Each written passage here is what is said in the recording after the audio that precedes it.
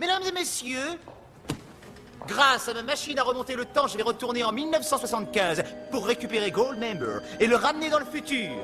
Et ce qu'il y a de mieux dans ce plan, c'est que personne ne m'arrêtera, pas même Austin Powers.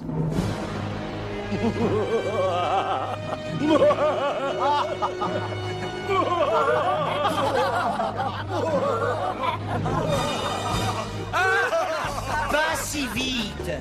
Vous êtes cerné, docteur d'enfer. Crotte.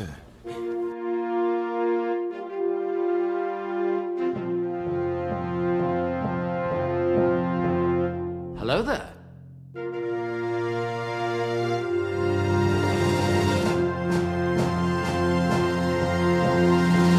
Take the red pill. Nom de Zeus. Wingardium Leviosa.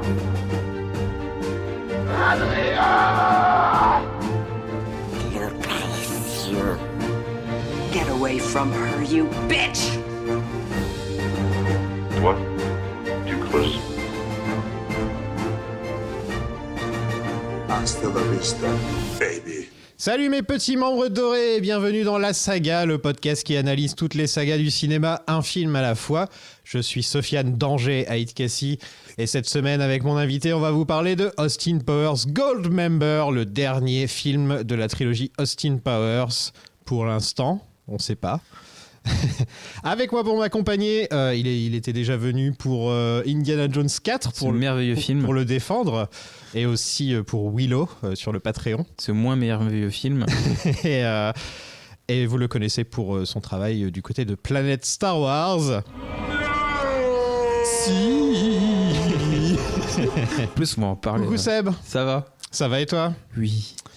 Alors, qu'est-ce que c'est pour toi, Austin Powers? Austin Powers, pour moi, c'est la saga que j'ai suivie à fond en parallèle d'une autre saga dont on ne doit pas parler, et peut-être de Matrix, du Seigneur des Anneaux, durant mes années collège et lycée. Voilà, donc j'étais à fond dedans, quoi. C'était une de tes grosses sagas à cette époque-là, quoi. Ouais, voilà.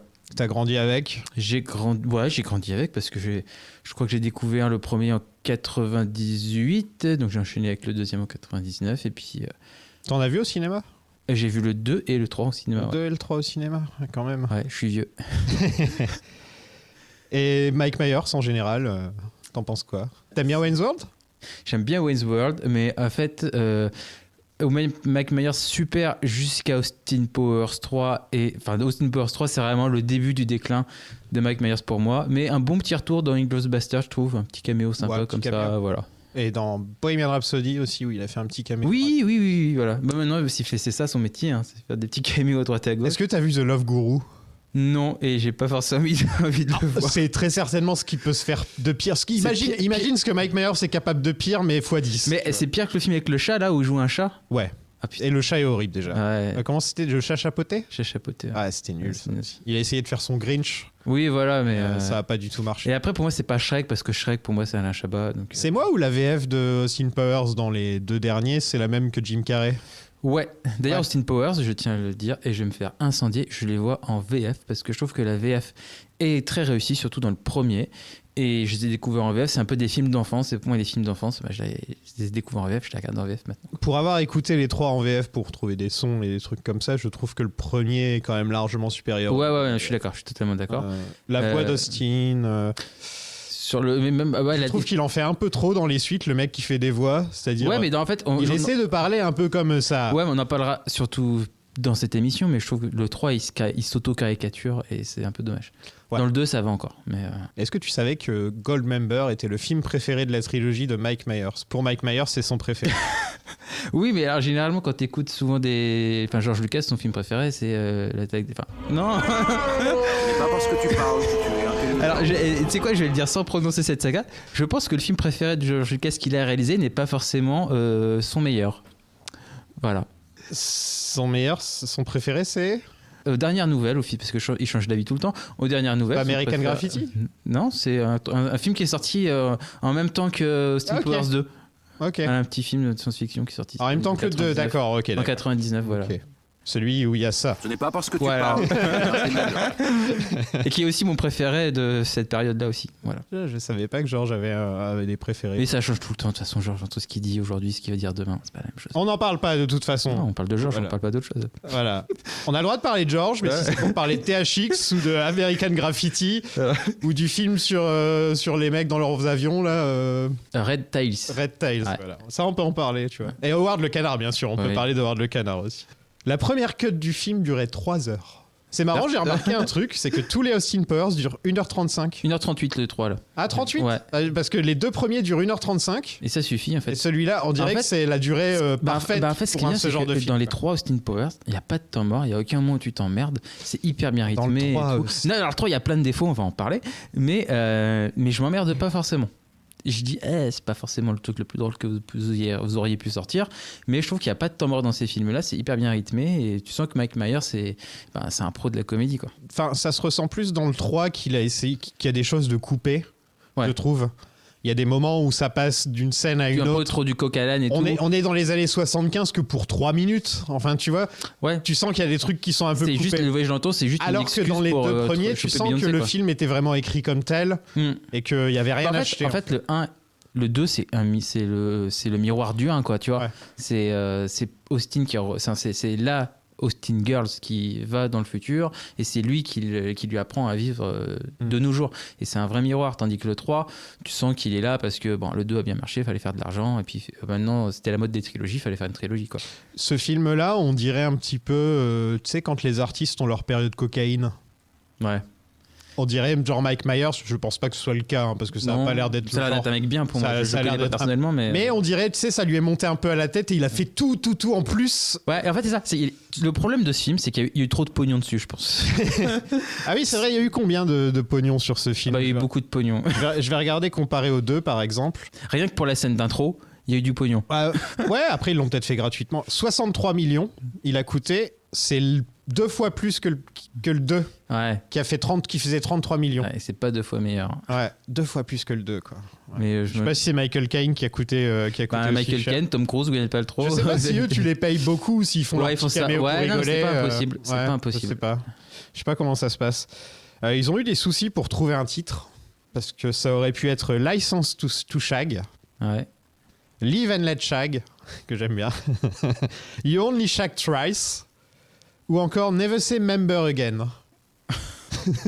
Mais après, et ça aurait toujours été avec Goldmember en personnage, en antagoniste. Je sais pas. Parce que, enfin, alors ouais, Goldmember, Goldfinger, tout le monde a la référence, mais quand il y repense, Goldmember, il a pas un rôle Il a un petit énorme rôle. dans le film, quoi. Il a un petit rôle. C'est juste l'impression, c'est pour justifier que Mike Myers, il voulait faire.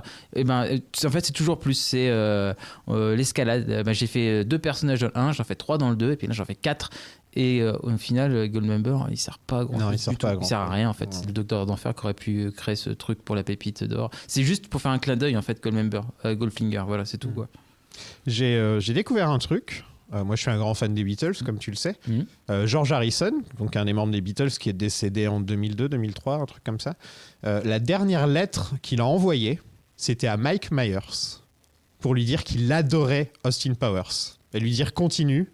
Et Mike Myers a reçu cette lettre après la mort Ah, c'est triste. de George Harrison. Il lui avait jamais parlé de sa vie. Ouais. C'est un gros fan des Beatles et il reçoit cette lettre. Donc maintenant, elle est encadrée chez lui. Ah, tu m'étonnes. Et t'imagines les frissons que tu dois recevoir. Ah non, mais c'est. Et ça a été prouvé que c'était la dernière lettre qu'il a écrite avant de mourir. Non, mais c'est beau, je trouve. C'est une Ouais. très belle. T'imagines, c'est. Et dès que tu passes devant cette lettre, tu vas faire ouais. Moi, j'aimerais bien qu'Harrison Ford m'envoie. J'allais le comme dire. ça, hein. Imagine Harrison, il t'envoie des petits mots. hein. Ouais, bon, là, de toute façon, Harrison Ford, on l'a côtoyé déjà, c'est bon. Ah, on est potes avec Harrison, Bah oui. on se connaît bien. Ouais. Enfin bon, on l'a interviewé rapidement, mais Oui, mais c'est on déjà se ça. connaît bien. Tout le monde ne peut pas dire qu'il l'a fait.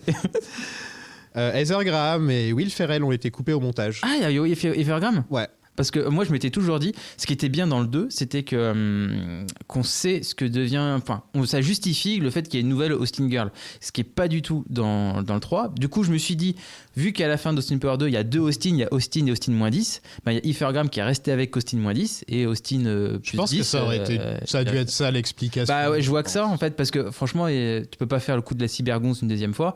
Et déjà que c'était pas du tout logique que Liz Hurley soit une cybergonze. Ouais, mais mais- j'adore le fait que Basile était au courant depuis longtemps. longtemps. Bah oui, non mais du coup en plus sa mère, elle était pas au courant que c'était une fille. Bon, c'est pas logique du tout, mais ça, la séquence est rigolote quand même. Mais pour Evergram, ouais, pour moi c'est ça. Tu vois, vu qu'il s'est coupé dans ma tête, c'est aller avec Austin -10, elle est repartie dans le passé avec lui, et Austin +10, et ben on voit ce qu'il fait dans Goldmember, voilà. Et alors du coup, tu sais ce qu'il faisait dans le 3 ou Non. pas? Ah merde. Je sais qu'il y avait une scène avec Will Ferrell, qui reprenait son rôle de Mustapha, ouais. et cette fois, il voulait répondre que si on lui posait 4 questions. Mais cette séquence dans le 2 est géniale d'ailleurs. Et d'ailleurs, ça manque d'un Will Ferrell dans le 3. Je sais juste que la scène avec Heather Graham a été coupée, mais ce n'est même pas dans les scènes coupées. Donc je sais pas. Donc ça a été tourné quand même, c'est Ouais, ça? ça a été pas tourné. ouais. Ouais. Bizarre. Un jour où je rencontre Evergram, je lui demanderai. Ouais. Ce qui est pas Qu'est-ce impossible. qu'elle fait de nos jours? Je sais plus. Elle doit jouer dans des séries, Elle j'imagine. doit faire des caméos comme Mike Myers dans des. Non, je pense qu'elle fait des séries maintenant. Ouais. Mais Mike Myers a tenté des trucs. Hein. Il a tenté l'émission de télé The Gong Show, qui était une émission de télé des années 60, qu'il a repris.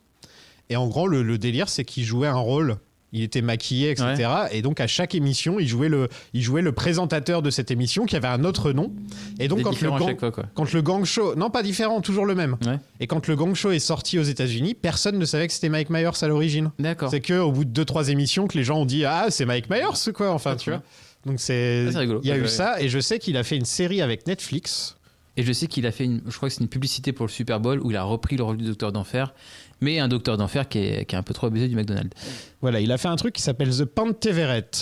Une société secrète s'efforce d'influencer les événements mondiaux pour le bien de tous depuis la peste noire de 1347. Mais c'est une série humoristique ou sérieuse? Ouais, humoristique. Et c'est sur Netflix France? Ouais, Netflix. Ouais, j'ai regardé. Un journaliste canadien se retrouve embarqué dans une mission visant à découvrir la vérité et peut-être même à sauver le monde. Mais il joue dedans ou c'est juste un producteur? Il joue dedans. Ah, ok. Ah, bah, et ça a 2 étoiles sur Clubic. Ah. Et il joue 8 rôles différents. Oui. C'est vrai, hein, je déconne pas. Il joue vraiment 8 rôles différents, c'est pas une blague. Oh merde. Donc ouais, la carrière de Mike Myers, c'est un peu tristou. Ouais, mais il a laissé... Enfin, on en refera le bilan après, mais Austin Powers, Docteur d'Enfer et tout, ça reste des personnages cultes encore aujourd'hui. Et... Bah, la preuve, ils ont fait une pub pour le Super Bowl. Oui, c'est ce que je viens de dire il y a 5 minutes. Ah pardon, j'étais en train de lire le Docteur d'Enfer qui avait trop abusé du McDo. Ouais. Voilà. Oui, Mike Myers, c'est vrai qu'il a pris un peu... Ouais, c'est compliqué de faire un 4 aujourd'hui, je pense. Ouais. Ou t'en joues, ou alors t'en joues. T'en joues autodérision à fond. Austin a pris quelques kilos. Ouais. Et il est plus très chagadélique maintenant. Non, mais du coup, en fait, je sais pas si ça marcherait aujourd'hui un Austin Power 4. Je sais pas si la fanbase serait là. On va en parler. Voilà. Un box-office plus ou moins comme le deuxième film, un peu moins. 300 millions. Ouais. Donc ça marche encore. Ah oui. Quand même. Donc c'est assez étonnant. Je pense que c'était... J'ai passé un 4 parce que ça avait marché. C'était le moment où il fallait arrêter. Enfin, vu la qualité du 3, je pense qu'il y avait un 4 qui avait suivi 2 ans plus tard, ça aurait fait un flop. Je pense que ça c'est un concept qu'on pouvait pas non plus étirer ad vitam aeternam.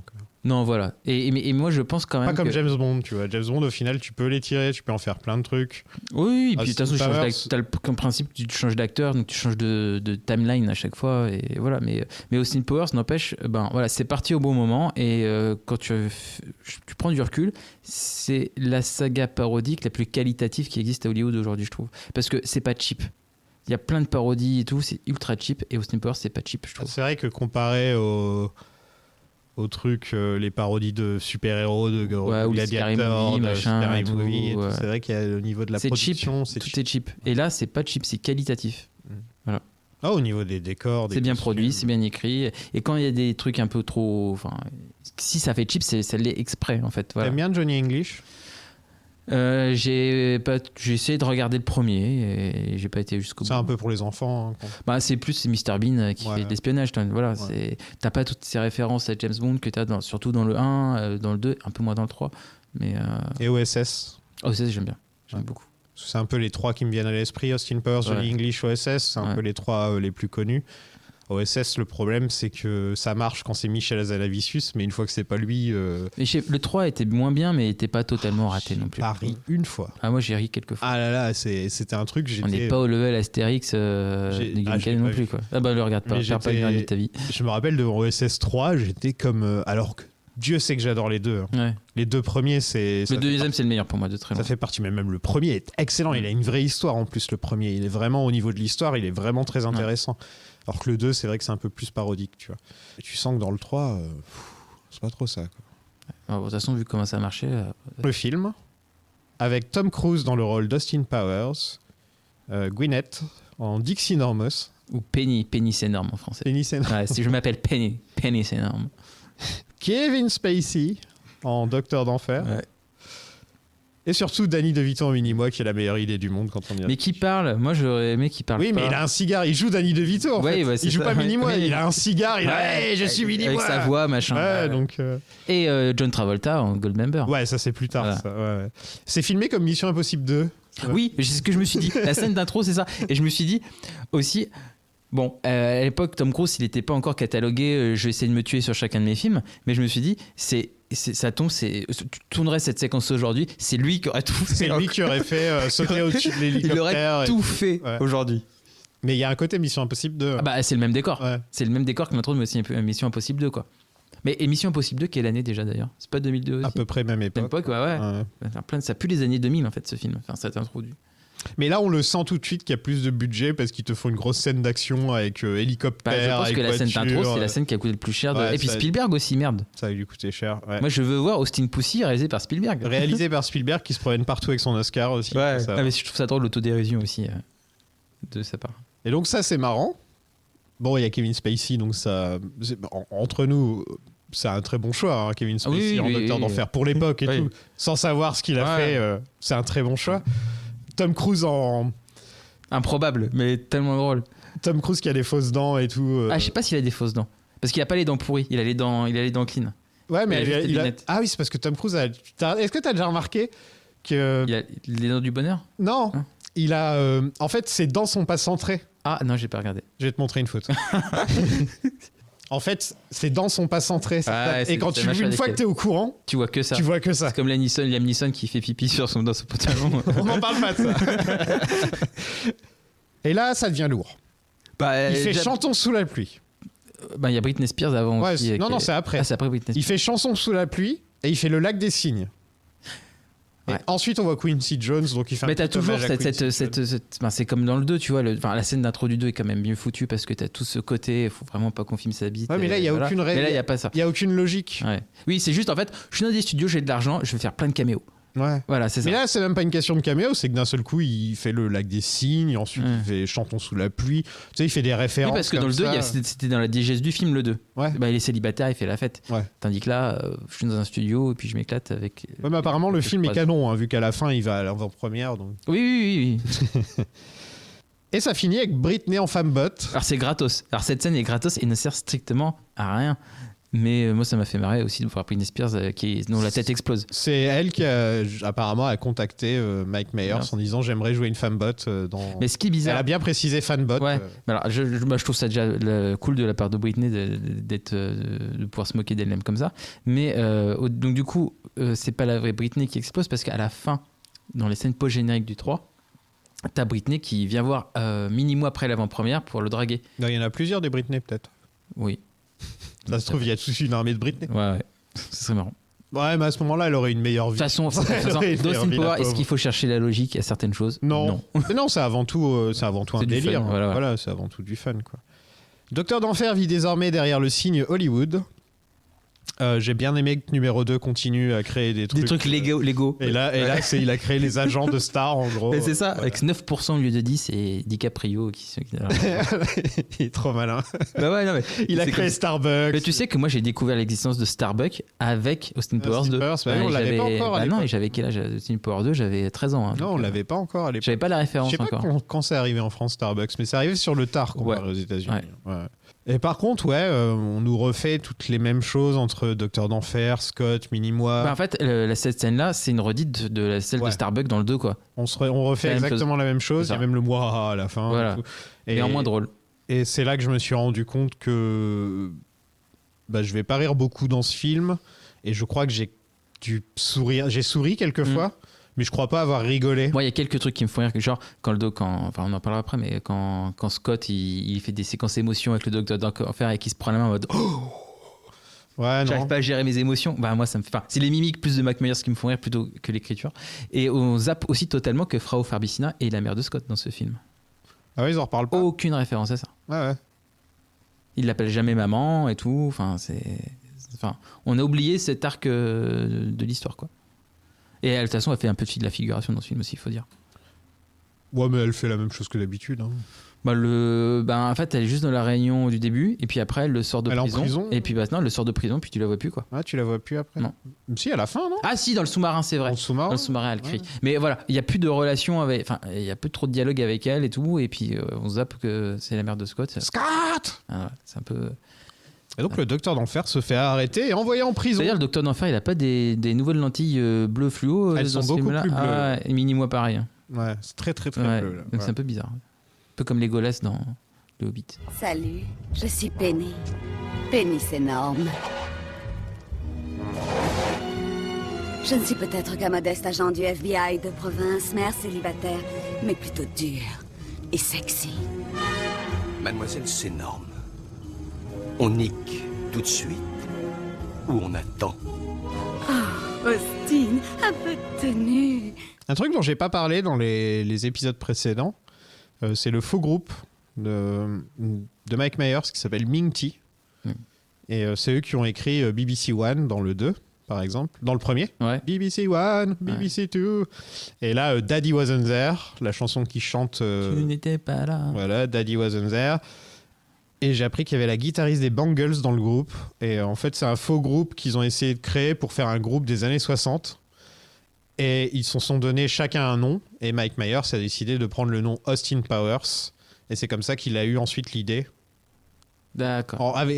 Il a mis ce nom avec son idée de faire un James Bond, un faux James Bond. Et voilà. Mais d'ailleurs, tu vois, dans le 1 et le 2, tu as des petites virgules, Ouais, respiration y a plus musicale ça. que tu n'as plus dans le 3. Ouais. Il n'y a plus ça. Et je pensais même qu'il n'y en avait plus dans le 2. Non, il y en a dans le 2. Et il y en a dans le 2. Ouais, Mais il y en a beaucoup plus dans le premier. Ouais. C'est vraiment dans le premier où il y en a vraiment beaucoup. Et elles sont mieux, hein, d'ailleurs. Ouais, mais dans le 3, plus rien du tout. C'est vrai que c'est Non, dommage. c'est Et alors fini. que ça aurait mérité. Ça, Il y a ça aurait, plus ça aurait- d'années 60. ça hein. aurait rendu le truc plus fluide aussi, quand même, je pense, ces petites respirations dans le 3. Ouais. Parce que ça va quand même très très vite. Hein.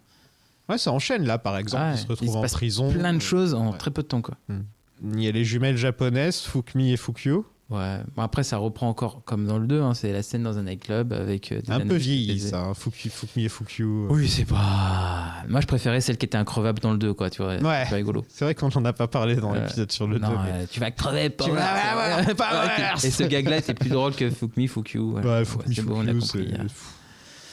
Par contre, ce qui est drôle, Les c'est Japonais quand. habillés en Non, moi, ce que j'aime bien, écolière, c'est ce qui me fait sourire, c'est quand il sort son carnet, chose à faire avant de mourir, se taper des jumelles japonaises. et Justement, j'ai mis pause. Et t'as regardé ce qu'il fallait faire. Alors, il y a devenir un International Man of Mystery, Ouais, c'est fait. sauver le monde d'une fin certaine, Ouais, bah, c'est fait plusieurs fois. trouver l'amour véritable. Ah, et c'est coché. Ouais. Donc, du coup, c'était peut-être avec. C'est Vanessa, je pense. Ah, Vanessa. Aller dans l'espace, Ouais. voyager dans le temps, Ouais. en avant et en arrière. Pour l'instant, il l'a pas J'adore vraiment ce fait genre dans de le petits détails. Il l'a pas vraiment fait dans le futur. Être congelé cryogéniquement. Attraper le docteur d'enfer dès le premier acte. Avoir un plan à 3 avec des jumelles japonaises et gagner le respect de papa. Ouais. Voilà. Ah, bah, C'est c'est ça, le la genre de vie. petits détails qui sont bien foutus, quoi. Il aurait pu mettre des trucs plus drôles. Ouais, moi, ça m'a fait rire, tu vois. Je sais pas, un truc genre coucher avec la première ministre. Tu sais, un truc dans le genre. Non, mais ce qui est drôle, c'est des trucs improbables qu'il a déjà fait au final, tu vois.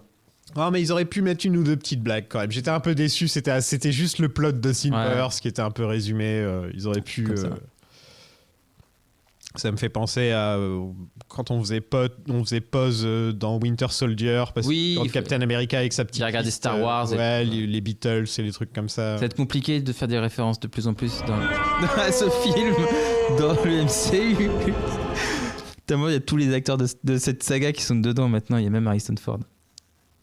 Voilà. Voilà, ça y est, tu l'as en dehors de ton système, c'est bon. Oui. Le père d'Austin, Nigel Powers, est kidnappé. Donc Austin va voir le docteur d'enfer en prison. C'est Michael Caine donc qui joue le rôle. C'est un très bon choix étant donné que le look d'Austin avec ses lunettes est basé sur le Michael Caine des années 70. C'est Sean Connery à qui on a proposé le rôle. Il a fait une Gandalf.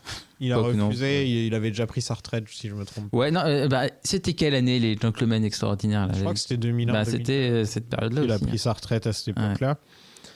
Et il voulait avoir Honoré Blackman dans le rôle de sa mère, de la mère d'Austin. Alors, je sais pas qui est Honoré Black. C'est Pussy Galore D'accord. dans Bond. Ok. Voilà. Donc il voulait avoir une vraie Bond girl Ouais. pour jouer la mère d'Austin Ah, Powers. ça aurait fait Ils sens. ne l'ont pas eu, donc ils ont coupé le rôle au final.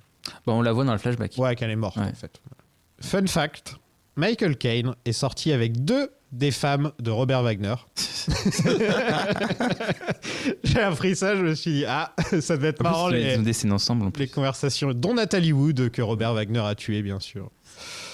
Voilà. Ça fait au moins 2-3 fois que je fais une référence au fait qu'il a tué sa femme. Je pense que je vais me prendre un procès. Ah non, il est mort, Robert Wagner, c'est bon. Je crois que c'est tranquille. Il est mort?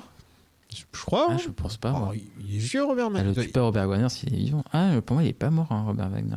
Ah non, il est pas mort, Bah autant non, il est pour pas moi. mort, je l'aurais su. 93 ans. Ouais, Ah, ouais. c'est pour bientôt, mais c'est pas tout de suite. L'amour du risque. Jonathan et Jennifer. Tu te rappelles de ça? Ah bah oui, mais Ouais. j'étais un peu jeune encore. C'était avec lui, ça. C'est marrant, c'est que Austin et le Docteur d'Enfer n'avaient quasiment pas de scènes dans le film précédent. Ouais, mais c'est Et rigolo. là, ils en ont beaucoup. Mais le flash, ouais, bah après c'est juste. Dans le 2, ils en ont pas. Ah oui, c'est vrai, non, mais t'as Ils en ont raison. quasi Enfin, pas non, mais dans t'as le deux. raison. Enfin, si, dans le 2, dans le dernier premier, acte. ils ont vraiment cette scène où il lui dit on n'est pas si différentes. Oui, ouais, oui, moi, j'adore tu le vois. flashback, je vous l'avais dit.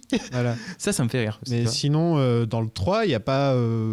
Dans le 2, il n'y en a pas beaucoup. Bah, il y a l'espace en fait. Attends, ils se voient pas au début. Non, ils se voient pas au début. Et après, ouais, Alors que là, ils ont une vraie Non, scène c'est vraiment tête la à fin. tête. Et on découvre qu'Austin et d'Enfer étaient ensemble à l'université. Et là, le flashback. Et là, tu sens qu'on était dans l'année Harry Potter. Et enfin, c'est nul. Ouais, c'est pas drôle. C'est nul Parce que- essayer de lier les personnages entre eux comme ça.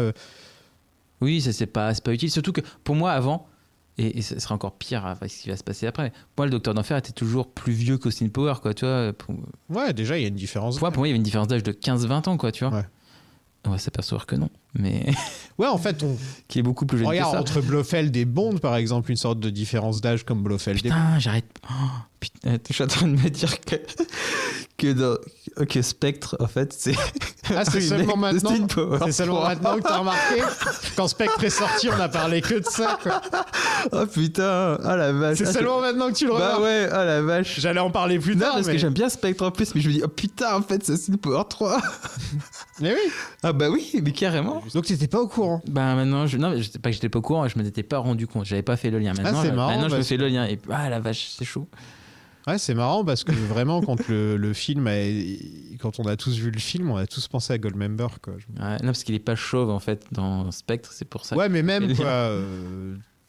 Enfin, le Mais côté, ouais, non, mais on a ouais, mais grandi oui, mais c'était ensemble évident et maintenant, tout, c'était on va évident. lier les personnages entre eux alors qu'ils Ouais. n'ont rien à voir entre Ouais, eux. non, mais c'est évident. Voilà. Bon bah voilà, c'est fait. Il y a un truc qui me fait rire par contre, c'est que dans tous les flashbacks où il voit que son père n'est pas là, Ouais. tu vois, il y a toujours une place réservée. Ouais, il y a pour le son père. vieux, Il y a le vieux qui balaye, rigole. qui fait- Voilà, le vieux qui rigole et qui balaye, c'est ça qui. Mais en fait, C'est peut-être le seul truc qui m'a fait rire. Dans le film. c'est à chaque fois ce qui marche dans les Austin Power, c'est l'humour de répétition.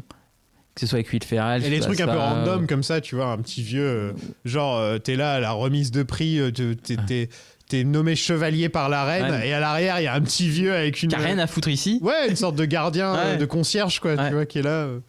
Non, ça c'est le genre de petites blagues qui me font marrer. Ouais. Par contre, c'est le genre de blague que tu pourrais retrouver dans d'autres comédies à la con de l'époque, comédies stoner et tout. Ouais. C'est dans le genre d'humour, quoi, tu vois.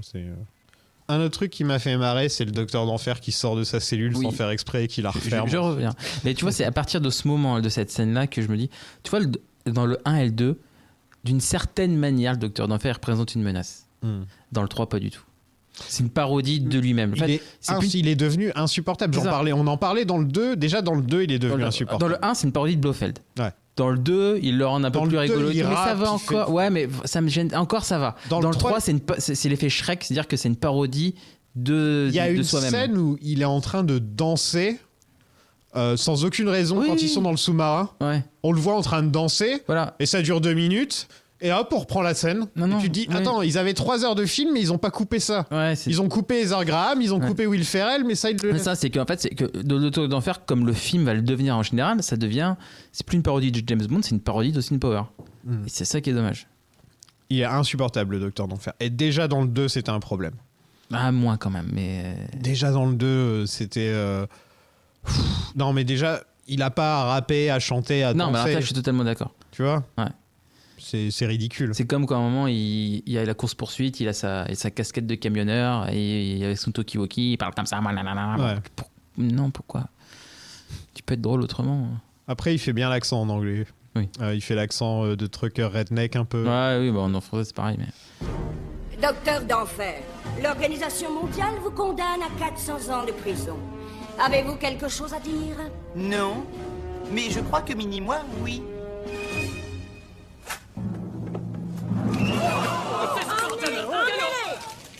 On dirait la trompe d'un éléphant. Austin voyage dans les années 70.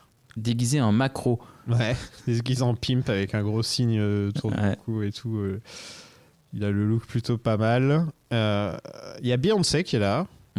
Beyoncé Knowles, qui fait sa meilleure imitation de Pam Grier avec son personnage de Foxy Cléopatra. Elle parle carrément comme si elle était dans Black Dynamite.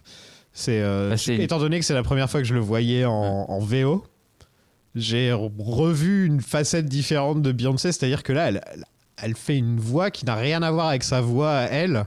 Elle fait un accent qui n'a rien à voir avec son... Elle joue vraiment, en fait. Et quand tu le vois en VF... Ouais.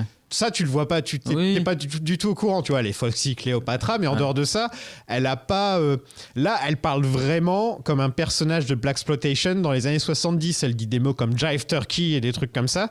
Et donc, c'était un personnage que j'appréciais pas forcément parce qu'elle est pas... On la développe pas du tout dans le film. C'est clairement la moins bonne des... C'est la moins intéressante. La moins utilisée, la moins intéressante et la plus caricaturale. Tu sais qu'ils savaient pas quoi faire avec, alors voilà. En fait, pour moi, Beyoncé, c'est... Et il n'y a pas d'alchimie entre Mike Myers et Beyoncé. Et puis c'est purement marketing pour moi. C'était la resta du moment. Elle quittait je crois que c'était le début de sa carrière solo et tout. C'était la grosse pop star du moment et c'était pour faire vendre des billets aux fans de Beyoncé, clairement, sur sa présence. Je crois que c'était aussi sa période où elle voulait devenir actrice. Elle avait fait Dreamgirls aussi, si je me trompe. Je crois que c'était après. Je crois son premier rôle, c'est Austin Powers. Donc elle a essayé un petit peu de se lancer dedans. Et j'ai rien contre Beyoncé, mais je trouve le personnage très caricatural et très énervant du coup au final.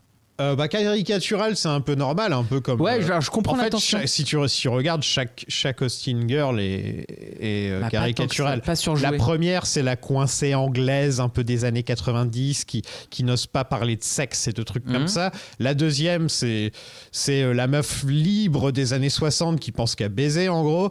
Et la troisième, c'est la Foxy Cléopatra années 70 qui se laisse pas faire.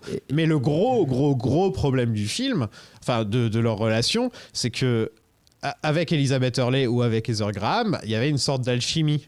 Tu vois, il y avait un truc, même au-delà de la romance, tu sentais que les acteurs jouaient l'un de l'autre. Mais en fait, avec Beyoncé, il n'y a pas ça. Ouais, parce qu'aussi, Liz Hurley et Heather Graham, elle joue mieux déjà en un, je pense. Et la manière dont elle joue. Je dirais pas qu'elle joue mal. Non, je dis pas, mais en fait, c'est surtout que leur personnage est moins caricatural et c'est mieux écrit. Ils sont mieux écrits, surtout, je pense. Mais je pense qu'elle devait avoir une histoire d'amour avec Austin et qu'elle a refusé. Ils sont bisous à la fin quand même. Ah, mais elle a refusé. T'as vu le bisou que c'est? Il a dit Shazam. Du bout des lèvres comme ça, là. Ouais. Non, il y en a deux. Il y a un bisou à la fin du film et il y a un bisou quand ils sortent du Chinese Theater. Ouais. Il y a deux bisous. Mais ça tombe effectivement comme un cheveu sur la soupe. Mais voilà. Je suis pas fan de ce personnage. Ouais, elle souffre. De toute façon, la pauvre, elle se retrouve dans le pire film des trois. Mais elle joue ce qu'on lui demande de jouer aussi. Ouais, voilà. Je pense pas qu'elle joue mal. J'ai rien contre elle. Dans les faits, avoir Beyoncé qui joue une sorte de Pam Grier comme ça, c'est un très bon choix quand tu réfléchis, parce que Beyoncé c'est quand même une... Non, puis c'est surtout qu'elle représente une partie des années 70 qui n'a pas été encore exploitée dans Austin Powers, mais qui est très peu exploitée puisqu'on reste dans les années 70. Ouais, pour 3 minutes. 3 minutes. Ouais, pour une séquence, cette séquence-là. Mais scène avec Nathan Lane qui parle à sa place là, tu vois, où il parle et c'est elle qui parle. Oui. Bon, ça c'est drôle. Tu vois, encore un caméo gratuit, on a Nathan Lane qui se pointe comme ça. Ouais, mais c'est pas gênant, c'est pas... Ouais, mais c'est bizarre d'avoir ce mec qui est quand même très connu et qui se retrouve à jouer ces toutes petites scènes. C'est le film des caméos. Ouais, c'est le film des caméos. Quoi. Ouais. Et on rencontre Goldmember, lui aussi incarné par Mike Myers, hélas. Visiblement, il voulait se moquer des Hollandais. Ouais, alors moi, ce que j'ai vu sur l'origine de Goldmember, c'est que Mike Myers il regardait des programmes télé européens parce qu'il disait ouais, moi j'adore m'inspirer de l'Europe, ils sont un peu plus trash que nous. Et il y avait un reportage sur un mec dégueulasse qui disait ouais, moi je suis une bête de sexe, machin et tout, mais au premier degré quoi. Et il s'est dit putain, mais le mec il est dégueu, il se prend pour le meilleur, enfin pour le King of the World et tout, machin du sexe, et il n'y a rien à voir quoi. Et du coup, il s'est inspiré de ça, en plus de forcément Goldfinger pour faire ce personnage. Et il était hollandais le mec? Je ne sais plus, mais ce serait pas Impossible. Ils s'en prennent plein la gueule, les Hollandais. donc. Ouais, non, mais cette phrase, j'adore cette phrase de Michael Caine. Il y a 2 choses que je déteste dans la vie, c'est les gens qui respectent pas la culture des autres et les Hollandais. Dans le premier, c'était j'ai peur que de 2 choses, l'arme nucléaire et les gitans. Un truc comme ça. Les gens du voyage, je sais plus voir. Les gens du voyage, ouais, mais il dit un truc dans le genre. Il dit, ouais, vous savez, là, ceux qui empestent le tabac. J'adore la phrase. J'aime pas les racistes, mais putain, quand même.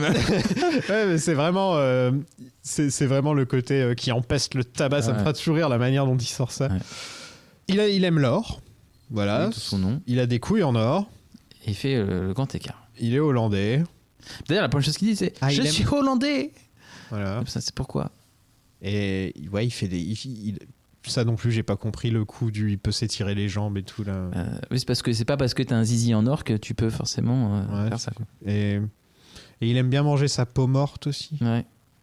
Il est nul ce personnage. Non, il sert à rien, surtout qu'il a que 2 scènes. Enfin, son plan, enfin le plan de Goldmember aurait pu être celui du Docteur d'Enfer, et puis voilà quoi. Non, mais ça me permettait de faire un jeu de mots rigolo avec Goldmember, Goldfinger, et de donner à Mike Myers un 4e personnage à incarner.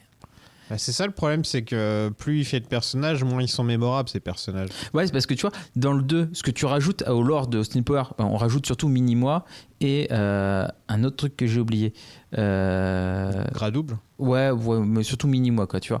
Et Mini-Moi, ça a resté, quoi, tu vois, c'est un vrai apport au lore d'Austin Power. Tandis que là, on rajoute quoi ? On rajoute Goldmember, numéro 3, qui s'en souvient ? Personne. Ah oui, numéro 3. Ah, numéro 3, t'as vu, t'avais oublié. Ah, ça, c'est. Avec sa mouche, d'ailleurs, c'est pas drôle. Enfin, pas drôle c'est pas drôle du tout, le gag de la mouche. Ça fonctionne mieux en anglais. Ouais. Parce qu'en anglais, un mec qui est infiltré quelque part, on appelle ça un mole. Ouais.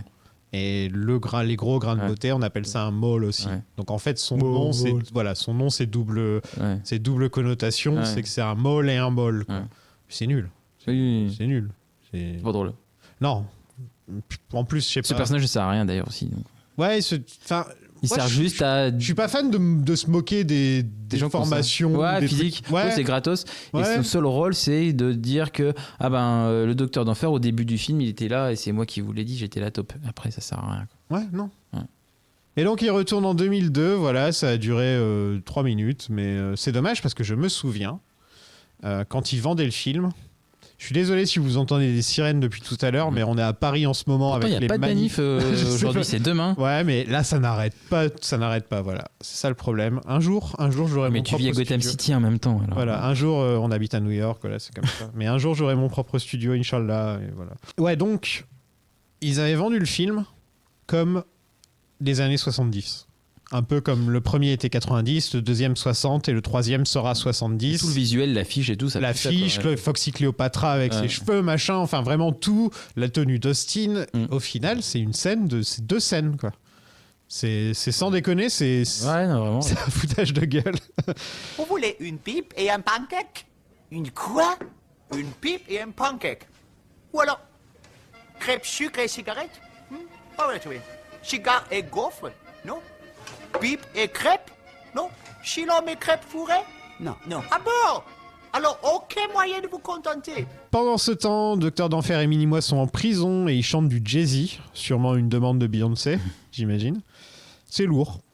Cette séquence est très lourde, effectivement, et ça prouve encore que ces personnages sont devenus des caricatures d'eux-mêmes. Et c'est toujours moins drôle d'être la caricature de soi-même que la caricature d'un truc sérieux. Quoi. C'est très chiant de... Déjà, parler d'une comédie, c'est bizarre parce que l'humour, c'est subjectif. Donc, toi, un truc que tu vas trouver drôle, c'est pas forcément ce que quelqu'un va trouver drôle. Si ça se trouve, il y a des gens qui vont m'écouter qui ont adoré Goldmember et qui vont se dire mais je comprends pas pourquoi est-ce qu'ils disent que c'est nul alors que moi j'ai adoré. Je dis pas que c'est nul, je dis que c'est moins bien. Non, mais tu vois ce que je veux dire, c'est que avec l'humour, c'est compliqué d'en parler en fait. C'est très subjectif. C'est le truc le plus compliqué au niveau de cinéma. Par exemple, tu vois Le Parrain, tu sais que c'est un grand film. Alors que moi, je vais te dire. J'en sais rien, Wayne's World est un grand film, une grande comédie, par exemple. Il y a plein de gens qui vont me dire ah, c'est de la merde, tu vois. Donc, c'est une question de sensibilité, quoi. Ouais, voilà. Donc c'est compliqué d'en parler. Et là, parler d'une comédie que t'aimes pas, c'est encore plus chiant. Parce que tu passes ton temps à dire ça c'est nul, ça j'ai pas ri, ça c'est pas drôle, ça ceci. Et donc pour quelqu'un qui aime bien le film et qui écoute, il doit se dire putain mais quel connard, genre à nous écouter. Il doit se dire c'est pas possible. Et voilà, donc parler de comédie, c'est bien quand tout le monde est d'accord. Et est-ce qu'il y a des comédies qui mettent tout le monde d'accord? Mission Cléopâtre. Bah non. Ah, même pas? Bah non, elle me met pas d'accord. Ah merde. Voilà. Attends, je réfléchis. La personne de deux personnes. Non. C'est génial. Ouais, mais personne l'a vu. Mais c'est génial. Jean-Jacques Steele. Personne connaît Jean-Jacques Steele. Personne l'a vu. C'est génial, c'est du génie. C'est par les gars de... Des messages à caractère informatique. Ouais. Il y a deux choses que j'aborde dans ce monde. Les personnes qui sont intolérantes envers les personnes de cultures différentes. Et les Hollandais. Austin et Foxy vont à Tokyo, où Gradouble est désormais sumo. En fait, je vais te dire, le gros problème du film, c'est que toutes les blagues durent 5 minutes de trop. Tu vois, il y a des blagues, c'est mieux quand c'est court.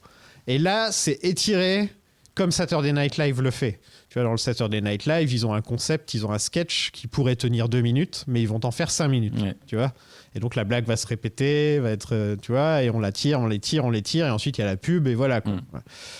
Et au cinéma, c'est un peu lourd. Là, par exemple, tout ce qui est autour de Gradouble et du Japon et tout, bon, c'est marrant quand ils ont les câbles et qu'ils le tirent. Bon, ça encore, c'est assez marrant. Mais la blague sur Godzilla juste après. Pas drôle, avec le mec de Heroes d'ailleurs. Ouais, c'est le mec de Heroes. Et surtout, jeune, ouais. Quand aussi il est dans la panière où ils mettent tout leur slip de sumo et qui disent ça pue, il y a du caca alors qu'il n'y a pas du tout de caca. Ils sont tous propres. Ils sont tous propres. C'est pas drôle non plus. Voilà. Ils auraient pu mettre du faux caca quand même. Oui, non, mais en plus, oui. Avec clairement. le budget. Avec le budget que vous aviez, vous avez bien un budget faux caca, même merde. Pas nous foutre du faux caca. Qu'est-ce que tu penses de Gradouble? Qui était beaucoup plus intéressant dans le 2. Tu l'aimais bien dans le 2? C'était pas le meilleur truc, mais je trouve que c'était il était marrant, voilà. En fait, le Gradouble, j'aime beaucoup, c'est la dernière séquence dans le 2 qui fait vraiment référence à Hot Job dans Goldfinger. C'est le méchant, enfin, tu crois que le méchant principal est mort, mais tu as oublié. Ouais, ils le font dans le premier aussi. Avec littéralement le ouais. Random Task. Non mais voilà, en tout cas j'avais aimé que, tu vois, ça parodie toujours les James Bond et là, il n'y a plus ça. Mais Gradouble en sumo, c'est pas incohérent non plus. Et là, il y a des parodies de Bond, mais en même temps, j'ai pas l'impression de regarder un film qui ressemble à un Bond. Non mais ça parce que ça s'auto-parodie involontairement et c'est ça le problème. Pour moi, t'as le sous-marin de l'espion qui m'aimait, quoi. Ouais. Voilà. Il n'y a pas le plan aussi de détourner une comète pour tuer Silicon Valley dans un des films? Bon, c'est pas impossible. Je sais pas tous en tête. Je sais plus dans lequel, mais il y a un des méchants qui veut détourner une comète pour faire sauter Silicon Valley. J'adore le concept, quoi. Et non, puis après aussi, t'as Goldfinger, Goldmember, voilà. Mais j'aime bien le coup des sous-titres, mais en français c'est bien. En français c'est bien foutu. Ils ont changé les sous-titres. Alors par contre là quand je l'ai revu, je l'ai vu en VF mais sous-titré en anglais. Mais en français ils ont réussi à faire et Dieu sait que ça doit pas être facile. C'est un bon concept, c'est drôle. Ouais, mais c'est super drôle. Pour le coup c'est ça super drôle. Ça a pas dû être facile, ouais. Et ça doit être, chapeau au traducteur parce que pour le coup effectivement caler, changer de langue, donc changer la blague et caler ça au bon moment, ils ont dû se tirer les cheveux, quoi. Ouais, donc ils ont fait... En gros, j'avais l'impression que Mike Myers avait quelques blagues sur le Japon qu'il avait jamais réussi à placer dans un truc. Et donc ils se sont dit, on va faire ces scènes au Japon et on va faire les sous-titres, les câbles, les Godzilla et les sumo. Et Godzilla, c'est une non-blague pour moi, pour le coup. C'est tellement surfait. Ça sert à rien. Ouais, c'est surfait. Godzilla! Ils ont pas les droits, alors. C'est dans le chapeau. Tu sais combien il y a de films Godzilla? Trop. 40, je crois. T'as les vieux de la Toei et puis t'as les récents, quoi. Mais... Et les Américains aussi. Voilà. Et ça, je sais pas comment je vais l'aborder, Godzilla. Je vais sûrement faire 2 films par 2 films, ou alors je vais faire une sélection. Parce que t'as celui de la Toei, t'as le film de Roland Emmerich, et puis t'as le Monster Universe là qu'ils sont en train de faire. Très inégal d'ailleurs ce Monster Universe. J'avais bien aimé Kings of the Monsters. Celui avec le dragon à 3 têtes? Oui. Docteur d'Enfer décide d'un coup de virer Minimois et de le remplacer par Scott. Ça sort un peu de nulle part. Alors moi je trouve ça rigolo, cet échange de relations qu'il y a avec le Docteur d'Enfer avec son fils. C'est-à-dire que moi je trouve ça rigolo que de scène en scène, Scott il a de moins en moins de cheveux pour être tout chauve à la fin. Moi ça me fait rire, voilà. Mais ça me fait moins rire Minimois qui devient gentil forcément. En fait, c'est surtout que comme tu le disais, ils ont enfin, ils ont coupé des trucs, tu sens que tout va vite. Et là, pareil, c'est expédié assez rapidement. Oh, mon fils, tu m'as acheté des requins avec des lasers. Bon, bah, c'est bon, maintenant, Mini-moi, tu Et moi, dégages. j'adore quand le docteur d'enfer il fait avec sa main. Oui, mais Ça me fait rire. Ça. c'est... Enfin... la scène d'avant, il était super gentil avec Mini-moi. Ils sont allés en prison ensemble. Alors ça va un peu vite. Le retournement de situation va un peu vite. Mais je trouve que la piste est intéressante. Mais trop rapide, effectivement. Il n'y a pas de transition. C'est sans Après, transition. ça donne à Seth Green des trucs à faire qu'il a pas ça fait forcément évoluer le personnage. avant. Enfin, au moins, son personnage de Scott évolue. Et j'aime bien la scène en mode allez, je vais être seul, j'ai besoin d'air, je vais tout seul. Pas toi, le mec qui tripote les trucs dans le fond. Pas toi que t'as clé à molette. Ça m'a fait rire. Et donc, Mini-moi rejoint la team Powers et s'habille comme Austin. Oui, ça c'était pas obligatoire par contre qu'il s'habille comme Austin. C'est le truc de trop quoi. On nous refait la blague du Woody mais avec des seins cette fois. D'ailleurs, il y a les Osborn qui apparaissent et qui disent ouais, c'est nul, c'est comme dans le film. Et c'était au moment où ils avaient leurs émissions de l'armée. Ah oui, là ils étaient au top. C'est très daté. De nos jours, personne ne sait qui sont les Osborn. Bah non, c'est ça. Bon, Ozzy est connu pour sa musique. Oui. Mais je veux dire. Mais voilà, mais ça c'est vraiment le truc daté du film quoi. Ouais. Mais après, moi j'aime bien que cet humour de répétition, que tu as 7 séquences dans chaque Austin Powers, je trouve ça bien. Ah non, tu l'as pas dans le 1. Dans le 1, tu l'as pas. Non, tu l'as, mais avec ces Big Burger là. Ouais. Donc c'est pas aussi drôle. Ouais. Non. Non, la meilleure restera dans le 2. Ah oui, dans le 2, avec Woody Harrelson, avec tous les caméos. Elle est parfaite. Quoi. C'était par une belle journée belge. Un parfum de gaufres et de chaud de Bruxelles embaumait l'air. Jusqu'à... Ma mère fut incinérée. Je n'ai réussi à survivre que parce que sa pauvre carcasse calcinée a formé une espèce de cocon protecteur d'émanations humaines. Un Belge et sa petite gonzesse de 15 ans aux pieds palmés avaient vu toute la scène et sont venus chercher le bébé moi. Ils m'ont élevé dans le mal. Enfin, vous connaissez la chanson. Yeah. Et on nous refait aussi la scène des ombres. Mais cette fois, c'est avec Mini-moi. Ouais, et qui est bien dégueulasse d'ailleurs. Ouais, oui, d'accord. Pardon, elle est plus trash que dans le 2. Ouais. Et d'ailleurs, le mec, je crois que le mec qui le revoit, c'est le mec du 2. C'est le même acteur. Là, surtout, c'est le mec qui fait la liste des objets que Austin Powers a dans le premier. Et qui lui dit le sexe agrandisseur à pompe. Ça, c'est le médecin. Ouais, c'est le médecin qui mais le mec qui découvre le garde du docteur d'enfer qui découvre le truc, qui est un autre acteur. C'est le même qui regarde dans la tente. C'est ça, exact, okay, c'est ça. Et alors par contre j'ai pas son nom. Mais il y a beaucoup d'acteurs qui reviennent comme ça dans les 3 films. En fait le problème que j'ai avec ces scènes là, c'est que je les ai déjà vues en mieux. Bah celle du 3 des ombres elle est mieux foutue que celle du 2 je trouve. Ouais, même c'est vrai que c'est marrant quand tu lui dis pointe-moi sur la carte et tu vois juste t'as l'impression que c'est une bite qui pointe sur la carte comme ça. Non, puis l'accouchement de Mini-moi avec le cordon, ça m'a fait rire. Ça, je trouve que ça va encore plus loin que dans le 2 quoi. Je suis resté complètement insensible à ce film, j'ai l'impression en le revoyant, alors que quand je l'ai vu à l'époque, je sais que ce qui tournait autour de Scott, j'avais bien aimé. Mais pareil, par exemple, on a un bon Michael Caine, mais on l'utilise quasiment pas du film. Bah, sa meilleure séquence, pour moi, c'est quand il est dans le sous-marin et qu'il y a le garde du corps, il lui dit non mais mec, t'es un anonyme, t'as même pas ton nom sur ton uniforme, tu crois vraiment que tu peux me battre, vas-y couche-toi, ça va aller plus vite. Et bah, ça me fait rire parce que c'est un peu le cas de notre James Bond où t'as vraiment à quel moment tu penses qu'un mec anonyme va buter James Bond quoi, tu vois. Ouais, mais en même temps c'est le même genre de blague qu'on fait avec Austin déjà quoi. Ouais, mais on l'a pas faite déjà celle-ci, c'est la première fois qu'on l'a fait. Son personnage est trop proche d'Austin, c'est Austin en vieux. Ouais. Et je crois qu'Austin, je pense qu'il serait plus proche de son fils s'il y a un fils un jour. Ouais, non, je sais pas, je veux mais dire. Mais oui, je vois ce que tu veux dire. Ils ont le même look, voilà. Ouais, c'est exactement le même, quoi. Des sex symboles, enfin voilà. Et au final, bon, il dragouille, il fait des trucs comme ça, mais en dehors de ça, il y a pas. Il est juste là pour que ça tourne autour de la famille et qu'on ait ce gros rebondissement à la fin et tout le bordel. Mais il a pas une scène mémorable du film. Tu vois, un truc qui fait tu te rappelles Michael Caine dans Goldmember? Bah si, moi c'est cette scène-là avec le figurant. Moi je me souviens. Ouais, mais. Mais après, c'est mon humour subjectif à moi, quoi. Ouais, mais enfin, c'est pas aussi mémorable que certaines scènes d'enfer. Non, mais bien sûr que non. De toute façon, je pense que tous les apports du 3 par rapport au 1 au 2 sont oubliables. Donc, je veux dire, il y a le Nigel qui est mal utilisé, il y a Foxy qui est mal utilisé, le Docteur d'Enfer qui est mal utilisé, il y a Goldmember qui est mal utilisé. Il y a Austin ne ressemble quasiment plus vraiment au Austin de l'origine puisqu'il est mis sur le côté. Hein, c'est un personnage un petit peu secondaire, Austin, dans le film. C'est beaucoup plus un film Docteur d'Enfer qu'un film Austin. Et un film Docteur d'Enfer, moins. Et c'est moins bien d'ailleurs. Et je crois que c'était au moment où il y avait des rumeurs aussi comme quoi ils allaient faire un spin-off que sur le Docteur d'Enfer. Oh, mon Dieu. Bah, parlons de la grande révélation du film. Bond et Blofeld, son frère. Il s'appelle Doogie Powers. Ça, je trouve ça cool qu'il a un prénom Doogie de merde comme ça. Doogie.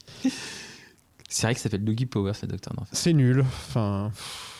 Non, mais là, ça arrive comme un cheveu sur la soupe. Et comme on se l'a dit, pour moi, ils avaient une grosse différence d'âge. Et là, tu dis, ouais, non. Enfin, c'est... Après, j'aime bien le concept, mine de rien, de l'université où tu vas et il n'y a qu'un mec qui est élu master, qui est élu chef des espions ou un truc comme ça. Et il y avait même Basile Exposition qui est censé être plus vieux. Qui est censé être plus vieux. Ils ont tous le même âge, en fait. Et numéro 2 qui est censé être plus jeune que le Docteur d'Enfer dans les années 60, c'est pareil. Ils ont tous le même âge. Il n'y a pas Frao d'ailleurs dans ce flashback, ça aurait été... On dirait... Ça aurait été trop bien dans le flashback qu'il y ait Frao, mais... par la même actrice, tu vois. Ouais, bah comme vu qu'elle vieillit, elle vieillit pas. C'est comme X-Men Evolution. Ouais. Tu te rappelles de ce dessin animé ? Ouais. Ils étaient tous à l'école ensemble, mais tous le même âge et tout, absolument tous. Il y a beaucoup de séries qui font ce genre de trucs. Et ça fonctionne dans X-Men Evolution, c'est un dessin animé. Un dessin animé, ça fonctionne. Mais là, là, ça va. Par contre, ce qui me fait rire dans cette séquence de la révélation, c'est quand le Docteur d'Enfer qui fait « Non, mais vous croyez vraiment que ça va me changer ?»« Oh, papa !» Voilà, moi, ça me fait rire. Ils arrêtent Goldmember en famille, sauf que Goldmember est maintenant incarné par John Travolta. Et on se retrouve dans la salle de cinéma pendant l'avant-première du film Austin Pussy. Donc t'as pas de vraie fin au final. Il y a plus de rire dans la salle que dans le film. Oui. Il y a beaucoup plus de rire. Et Gradouble a maigri. Ouais. Et avec plein de peau qui prend. En mangeant du Subway. C'était l'époque où Jared avait fait en prison lui d'ailleurs. Ici pédophile, ouais. Il a un peu vieilli ce film. Non, mais il y a énormément de blagues sur Subway, sur Jared au début 2000 dans South Park et tout. Et c'est vrai que maintenant qu'on a appris qu'il était pédophile et qu'il est en prison, ça fait qu'il y a beaucoup de trucs qui ont vieilli à ce niveau-là. Quoi. Je veux dire, regarde, on a bien Kevin Spacey dans le film, alors que Kevin Spacey à cette époque-là, c'était Usual Suspect, c'était Seven, c'était Lex Luthor, c'était American Beauty. Il y a eu l'Oscar pour American Beauty. À cette époque-là, c'était peut-être le meilleur acteur de ce moment-là. Hein. Est-ce que c'était déjà un connard ? Oui. Ouais. Enfin, c'était même pas un connard. Parce qu'en plus d'être un violeur, il est connu pour être un vrai connard. Ouais, c'est un prédateur et une diva, quoi. Ouais. Et Foxy et Austin s'embrassent avec zéro passion parce qu'il n'y a pas d'alchimie entre les acteurs. Et Scott devient le possible prochain Docteur d'Enfer. Ils ont laissé ouvert la porte pour le 4, hein, clairement. Et il est... ça va pas du tout, quoi. Mais est-ce que t'aurais cette scène, ça va pas du tout. Ouais, mais bon, après c'est bien de finir l'arc de Scott en mode, c'est bon, il est vraiment devenu... Depuis quand on s'en fout de Scott? Non, ça manquait d'une scène chez Jerry Springer, peut-être, tu vois. Ouais, c'est vrai, une petite scène chez Jerry Springer. Ça aurait pu être rigolo. Plutôt que le revoir dans le sous-marin tout seul. Mais est-ce que tu aurais voulu voir un 4 avec Austin, Docteur d'Enfer qui font équipe contre Scott ? Absolument pas. Ouais, moi non plus. Absolument pas. J'aime bien Austin Power, j'aime bien quand mes sagas continuent de vivre. Mais là, je pense que vu la qualité du 3, le 4 aurait vraiment été le film de trop. Et voilà, c'est bien quand les bonnes choses s'arrêtent de temps en temps. J'aurais dû te dire la vérité plus tôt. Mais ces Belges t'avaient rendu si mauvais, si diabolique. Sans oublier qu'ils ont une frontière avec la Hollande. Donc t'en as pensé quoi de ce petit Austin Powers Goldmember ? Il y avait du potentiel, mais je lui mettrais un 13 sur 20, quoi, tu vois, je veux dire, c'est pas la catastrophe, mais je m'attendais à mieux. J'ai été déçu en sortant de la salle de cinéma, clairement, parce que j'ai pas vu forcément les choses que j'attendais ou les choses qu'on m'a vendues dans les bandes annonces, des choses comme ça. La bande-annonce, elle te vendait une genre de parodie du Silence des Agneaux à un moment, hein, tu vois, avec Docteur d'Enfer et Austin dans la cage en verre, machin, bref. Donc voilà, pour moi, clairement, les deux premiers sont très très nettement au-dessus. Après, voilà, on a, comme c'est souvent le cas, le troisième d'une trilogie, c'est jamais le meilleur, et là, ça le prouve encore. Je trouve que c'est un naufrage total, moi, personnellement. Je trouve que c'est un ego trip. Ah oui, mais je suis d'accord, il y a trop de thunes. Il y a trop de thunes. Quand tu laisses trop d'argent et de liberté à un créateur, non, mais là, il y a vraiment, c'est vraiment, je vais mettre Tom Cruise dans mon film, et je vais mettre lui, et je veux que Beyoncé ce soit la Lost in Girl, les machins, et je veux Michael Caine pour jouer mon père, et je veux plus de budget, je veux plus de ça, et je veux un petit rail de cocaïne. Mais non, le gros problème, c'est que c'est plus une parodie de James Bond, c'est une parodie d'Austin Powers. Voilà, ça s'est trop étiré, on le sentait déjà dans le 2 qui commençait un petit peu à s'essouffler par moments, où il répétait un petit peu déjà les mêmes blagues et les mêmes trucs, tu vois. Et le comique de répétition, c'est très bien, et normalement, c'est censé faire toujours 3 fois la blague. C'est comme ça que ça marche. La deuxième fois, ça fonctionne pas, et la troisième fois, ça fonctionne parce que les gens ont abandonné l'idée que tu le ferais une troisième fois. Mais là, il n'y a pas grand-chose qui va, quoi. Et j'ai même pas l'impression que Mike Myers s'amuse comme sur les 2 premiers. Il a dit que il a fait ce 3 pour remercier les fans d'avoir... Ah bah merci. Ouais. Merci, ça va, hein. C'est bon. Hein. Mais tu vois, après, j'ai tellement aimé le 2 à l'époque, que j'aime toujours. C'était mon premier DVD d'ailleurs, Austin Powers 2. Mais j'avais tellement aimé le 2 que s'il n'y avait pas eu de 3, j'aurais été frustré. Et j'ai mon 3, et je suis quand même frustré parce que c'est pas aussi bon que ce que je l'aurais espéré. Voilà. Est-ce que... Maintenant, avec plus de 20 ans qui sont passés, tu voudrais que Mike Myers remette la perruque et oui et non, fasse un 4. Dans le sens où on a vu dans les années 2010 que cette décennie, c'était l'année où on reprend toutes les grosses sagas de l'époque et on les remet au goût du jour. Ça a marché pour certaines, dont je ne citerai pas le nom, plus ou moins, et ça a été la pire catastrophe possible, genre avec Terminator Genesis, où on te chie et on te crache à la gueule en même temps dans les 2 premières minutes du film. Donc je pense qu'aujourd'hui, un Austin Powers 4, déjà ça ne marcherait pas parce que la fanbase n'est plus là. Les jeunes ne regarderaient pas. C'est qui tout double, je pense. Tu disais tout à l'heure que c'est entré dans la culture, etc. Docteur d'Enfer, machin.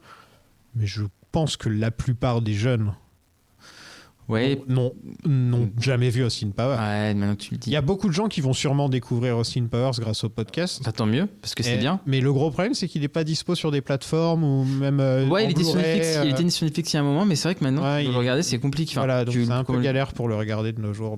Téléchargez-le. Mais... Non, on fait pas de presse, on fait pas ce genre de choses ici. Il est téléchargé légalement sur Amazon Prime. Il est disponible, je crois.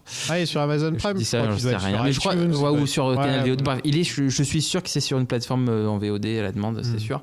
Mais je pense que c'est c'est notre époque, quoi. Ouais, je sais pas si ça a marqué les gens des générations du dessus. Et celle du dessous. Et celle du dessous non plus. J'ai l'impression que ça a vraiment marqué notre génération. Mais nous, ça la marquera à vie, tu vois. Moi, Austin Powers, je trouve il y a un vrai univers qui est construit. C'est, comme je l'ai dit, c'est qualitatif. Tu sens qu'ils n'ont pas voulu faire ça au rabais juste pour le pognon. Bon, le 3, ils l'ont fait que pour le pognon, mais pas au rabais financièrement parlant. Donc voilà, pour moi, c'est vraiment une saga qui va marquer vraiment les années 2000. C'est une saga importante dans mon histoire de cinéphile, quoi. Bon, avant de se quitter, je propose qu'on fasse un petit bilan. On fait le bilan. J'ai plus les paroles, mais j'ai l'air nanananananana. Voilà. Calmement. Oui. Oh. André m'a laissé entendre tout à l'heure que vous avez quelques problèmes pour terminer le film et pour acheter la pellicule. C'est juste que nous avons... Eh bien, il va de soi que je suis prêt à partager mon pécule. Merci. Je serai ravi. Je serai ravi. Merci beaucoup. C'est gentil. Et s'il faut faire des heures supplémentaires, on fera des heures supplémentaires. Mais là, ça ne sera plus un film qu'on fera, c'est une saga. Allez, on lève notre verre à la vie. Allez, de bon cœur. Qu'est-ce que vous prenez, un blanc, un rouge? Quel est ton sous-fifre du Docteur d'Enfer préféré? Je pense que c'est Mustapha. Mustapha? Ouais, Mustapha, c'est super drôle. C'est pas Frau Farbissina? Non, c'est Mustapha qui veut pas mourir, qui se plaint tout le temps. C'est pas Cécile Réunie?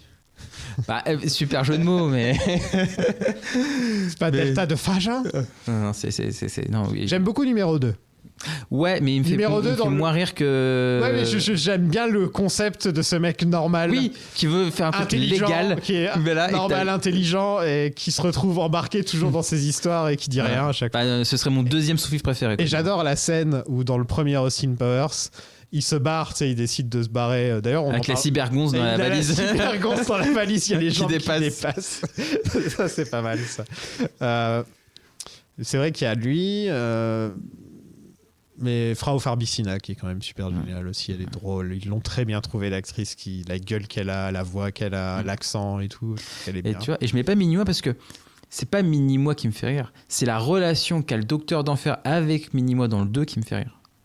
Après, Vern Troyer, paix à son âme, paix à son âme, il gère. Hein. Ah ouais, non, bah, clairement. La comédie physique, il l'a fait. Hein. Ouais. Enfin, Bah, putain. il mue en plus le personnage. Donc, Ouais. ouais. Il fait que des petits bruits comme ça. Et, à part quand il fait You and I, quand il chante dans la chanson dans le 2. Ne cherchons pas de cohérence à cette saga. Et je me rappelle, je sais plus, il fait You and I. Je crois que c'est numéro 2 qui réagit. Genre, c'est vraiment sa il voix. parle.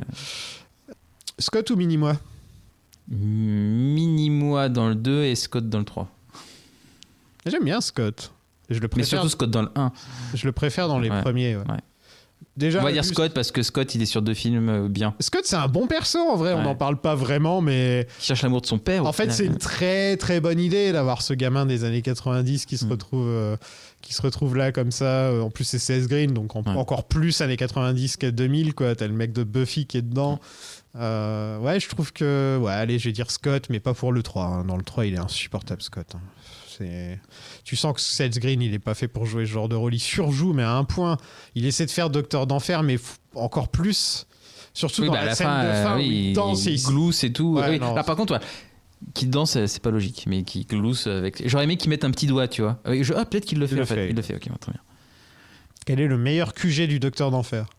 Ah bah c'est le volcan, c'est volcan. c'est le volcan, c'est le truc le plus parodique de James Bond qu'il puisse faire. Quand tu dis un méchant de James Bond, c'est quoi son QG? Ben, c'est une base secrète dans un volcan. Et ben voilà. Et avec la tête en plus, machin, les yeux qui se referment et tout. Enfin, c'est génial. Le sous-marin est pas mal aussi. Oui, oui, je suis d'accord. Mais c'est quoi dans le premier déjà? C'est une dans le base premier, il y a QG rien. souterrain, Ouais, mais il y avait moins de moyens aussi, QG tu vois. Souterrain, ouais, Voilà. c'est ça. Ils sont bien tous les QG de toute façon. Oui. Au niveau des. Quelle est la meilleure Austin Girl ou Powers Girl? J'hésite entre les deux premières quand même, parce que je les aime pour des raisons très différentes. Moi, je pense que c'est Vanessa. Ouais. Mais j'étais déçu, j'étais très déçu à l'époque que ce soit une cybergonze, parce que je m'étais dit, ça te casse un peu la manière dont tu vois le 1 maintenant. Non, j'y pense pas forcément. Ouais, mais parce que c'est pas logique en fait. C'est pas logique une seule seconde que ce soit une cybergonze. Non, mais pas c'est logique c'est une voulu. seule seconde. Mais oui, je sais. C'est un choix. Mais quoi. je sais, et je trouve ça, même si c'est pas voulu et que ça me frustre, je trouve ça C'est drôle. un choix assumé et ils se sont dit bon bah faut qu'on se débarrasse de la Bond Girl précédente. Ouais, mais enfin, j'arrive pas à les départager pour des raisons différentes. Mais certainement pas Beyoncé. Je pense que Vanessa a un meilleur arc, alors que Felicity n'en a pas forcément. C'était un peu sa Vesper. Voilà, Felicity c'est un peu, elle est cool, elle est magnifique, elle a des super tenues, machin, bidule. C'est vraiment c'est peut-être la plus cool des trois. Ah ouais, clairement, c'est la plus cool. Avec Foxy. C'est la girl next door, quoi. Alors que Vanessa a une vraie histoire, elle a une vraie relation avec Austin, c'est-à-dire qu'elle fait évoluer Austin. C'est vrai, elle le fait évoluer, ce qui n'est Ouais. pas forcément le cas de Vanessa. Et puis Liz Hurley, voilà. Quelle est la meilleure scène?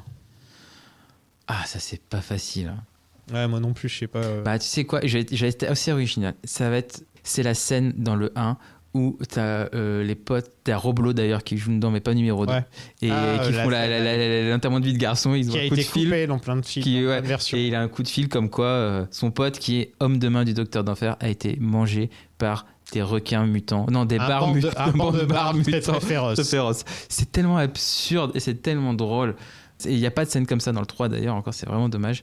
Et voilà, pour être original, j'ai cette scène-là. Bon, allez, la scène de la fusée aussi dans le 2, que je suis un peu obligé de dire parce qu'elle est quand même super drôle. Et Woody, voilà. Obligé de citer la première scène d'intro d'Austin Powers quand il danse dans les années 60 avec la fanfare, avec les gens et tout, qui est quand même une putain d'intro pour un personnage. D'ailleurs, ça me fait penser à un truc, désolé.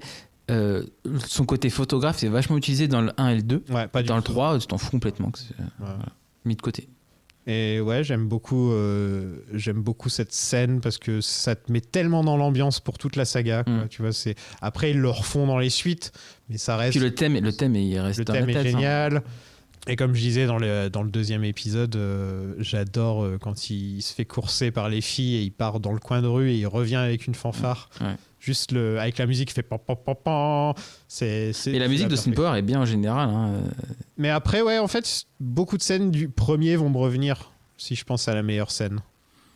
Tu vois ? Ouais. Quelle est la pire scène pour toi ? Alors c'est dans le 3 déjà. Moi c'est Felicity et Gradoup dans le lit. Ah non, parce que ça fait écho 1 où il va chez Delta de Fachin. C'est dégueulasse pour être dégueulasse. Alors, moi ça me c'est pas ça. Mais c'est dans le 3 et ce serait quoi dans le 3 ? C'est quand elle fait je suis Foxy Cléopâtra et je suis une sacrée nana. Voilà, ça me fait pas rire. Ou alors T'es sérieux, tu trouves que c'est ça le pire du 3 ? Ouais, c'est ce qui me vient tout de suite du moins. Elle fait juste pas me grire. Ouais, non mais c'est des trucs caricatural. Mais sinon je dirais c'est la cantine avec le docteur d'enfer et Minimois. Quand c'est en prison ? Quand il danse quand il danse avec son quand ils rappent dans la prison. Ah oui, en prison. Ouais, voilà. Disais, ouais. Qui vont s'enfuir. Ou la course poursuite aussi avec Godzilla et la voiture, elle est pas intéressante du tout. Bah fais-moi un petit classement des films maintenant. 1 2 3. 1 2 3. Mais c'est 1 2 juste derrière et 3 en dessous quoi. Moi ça va être 1 très en haut, 2 quand même un peu plus bas et le 3 tout en bas quoi. Moi je les aime proportionnellement aux 3 par 1, tu vois. OK. Voilà. Ah non, pas du tout. Moi j'aime beaucoup le 1, le 2 un peu en dessous et le 3, c'est pas la cata mais en dessous quand même bien. Voilà. Moi j'aime tous mes enfants de manière égale. Sauf le parrain 3. Bon voilà.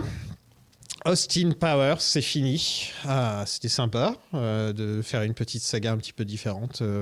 Et d'ailleurs, une question, est-ce que tu penses que ce film, parce que c'est quand même... c'est pas un prédateur sexuel, Austin Powers, mais voilà, c'est quand même quelqu'un qui est très centré là-dessus.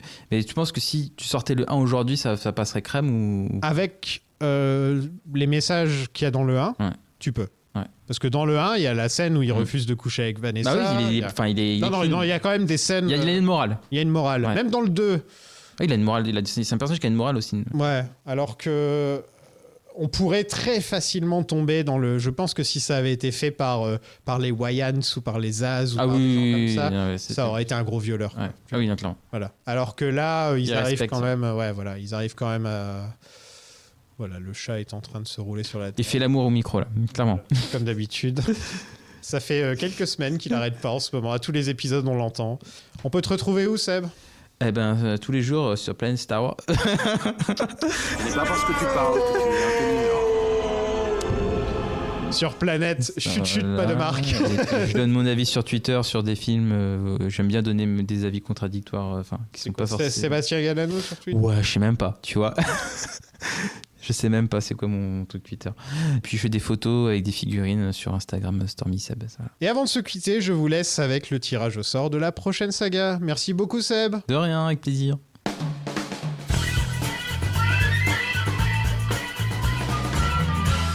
Vesper ? Oui. Tu peux me rendre un petit service ? Est-ce que tu peux tirer au sort la prochaine saga ? Oh là là, t'avais besoin d'une main innocente, c'est ça ? C'est Vesper la main innocente ? Ouais, mais... Et la prochaine saga sera... Oh là là, attends, je regarde pas.